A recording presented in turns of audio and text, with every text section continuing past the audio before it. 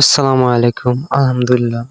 আজকে আমাদের যে জায়গাটাতে আমরা লাউ গাছ লাগাবো, জাতি লাউ গাছ, সেইখানে আমরা আজকে পরিষ্কার করতেছি।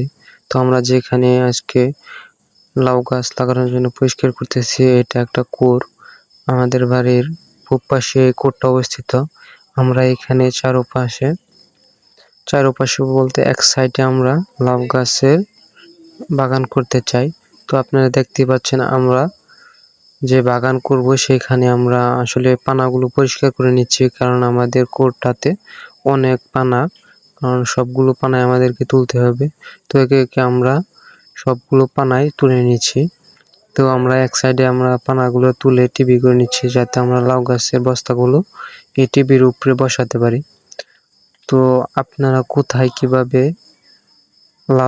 জাতি লাউ গাছ লাগান বা লাগাইতে চাচ্ছেন, তো অবশ্যই কমেন্টে জানিয়ে দিবেন। আর আমাদের এই পেজে নতুন হয়ে থাকলে পেজটি ফলো দিয়ে রাখবেন, যাতে আমরা যে কোনো কিছুই আপডেট করলে আপনাদের সামনে চলে যাই।